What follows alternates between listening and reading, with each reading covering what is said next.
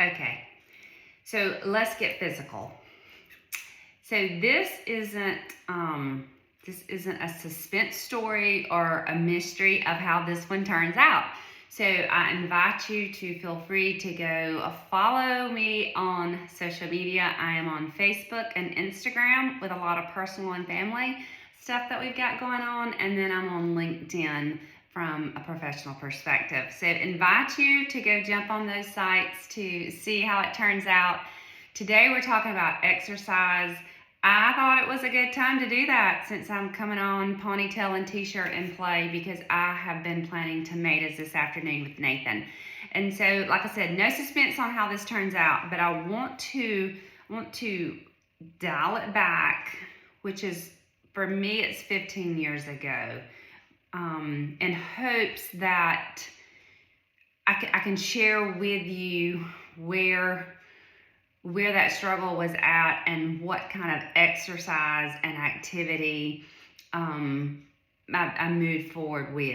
I got a message just yesterday that said, our situation and circumstances sound familiar, but the doctors don't have any idea what's going on, but they're telling me I need to exercise and walk, but yet I'm exhausted and I don't feel like even literally moving around, much less truly exercising.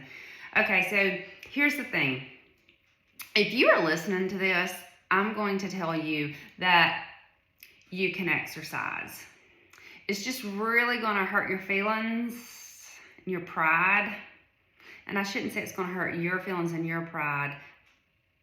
What I'm really telling you is that it hurt my feelings and my pride when I had to come to reality to what exercises look like for me and what they look like for a long time. So most would just call it physical therapy. Physical therapy is for when folks is sick, right, and rehabbing. So that's a good place to start or be. But I just like to refer to mine as exercises and stretches, because that just kind of shifts me into more of a positive, healthy mindset. But again, pretty trivial exercises, and that's what I'm going to continue to call them, and stretches. Okay, so what my exercises looked like as I come out of rock bottom consisted of, as I lay in the bed, it would be intentionally wiggling my toes.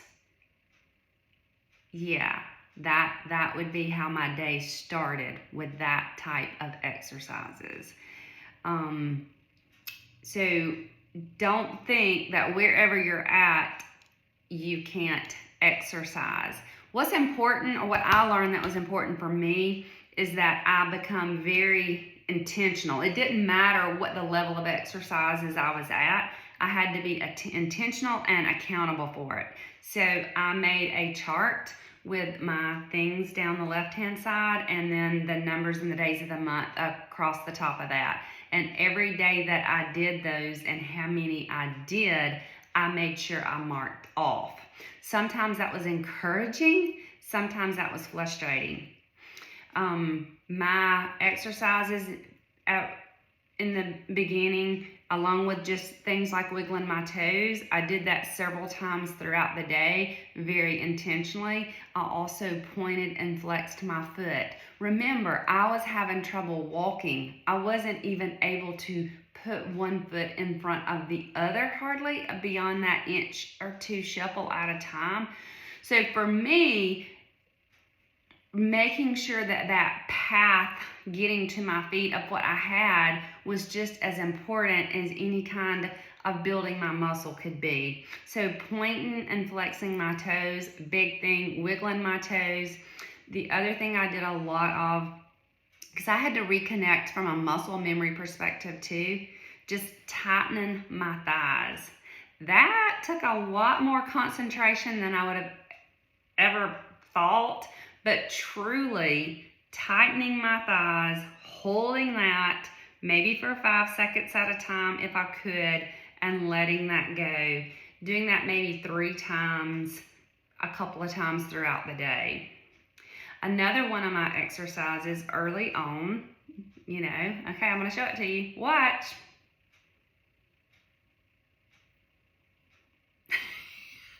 I know it seems really ridiculous when you see me today, but you need to understand that it was those type exercises that got me where I'm at today. Eventually, I was able to get into the floor and start doing some exercises.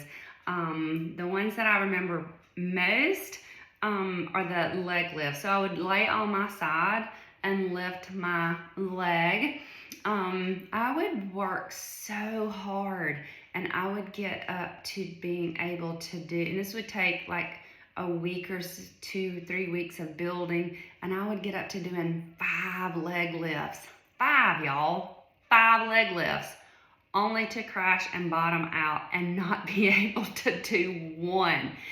And then I would have to go through rest and recovery, rest and recovery, rest and recovery kind of mindset, and then back in the floor again, starting with 1 leg lift. 1 leg lift for several days, maybe a week plus of 1 leg lift. Then I would be able to go to 3 lifts, then 5, then crash. And then it was a continuous cycle. So when I looked at my chart, I could at least see that consistency. And each time I would get up to that 5, I would usually make it up to a number several times and fall back before I could bounce up to actually doing 8, and sometimes it took me a lot longer to recover to get back up to doing 8 leg lifts on each side. I know that probably sounds very petty, but that was my life. That's where I was at.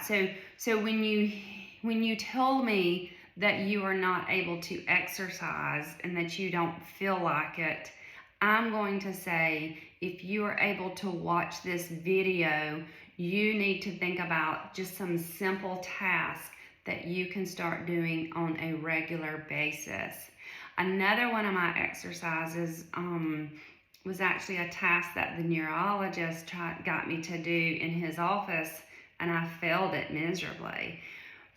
But I can tell you one thing, I may fail your test if it's a pop quiz, but if I know it's coming the next visit, I'm going to do all I can to knock it out of the park. So if you're, having like some brain and cognitive issues, just being able to thumb through, and sometimes it's like, wait, but being able to do that and then time yourself doing it, and then sometimes pop them twice, whatever that is. And again, some of you all may be rolling your eyes at this point. I hope you are. I hope you don't understand what I'm saying. I hope you aren't at a place to where this is helpful to you. But if you know somebody that it could help, please share it. Please pass it along. There is no exercise too simple or too small that you can do, and I just encourage you to do it consistently, intentionally, as absolutely possible. Expect the setbacks, embrace the setbacks, and just know you're going to be the comeback kid, and just keep coming back after it. My workout with my arms went to actually being able to use water bottles, and probably at about the 2.5 to 3 year mark, the boys filled up my water bottles with dirt. And so that made them a little bit heavier for me. And that was a huge day in our house, because if you know that I went from not being able to open my water bottle to handling my water bottle as my weight in my workout to actually doing a dirt-filled water bottle. Sure, I could have found something else, but it was really just kind of the whole principle of that. That was not going to get me down or get the best of me. I was going to have the final say. So whatever it is that you can do within your your skill set, your ability, your scope today, like, do it. But what you need to understand more than anything, probably, if I truly had to give you the true takeaway, is that you need to be sure that you are doing on your best day whatever it was you done on your worst day, energy wise. And so if you are having one good day and you go out and try to make up for all your downtime, you're only going to continue to bottom out. So just keep doing your exercises for whatever that may look like.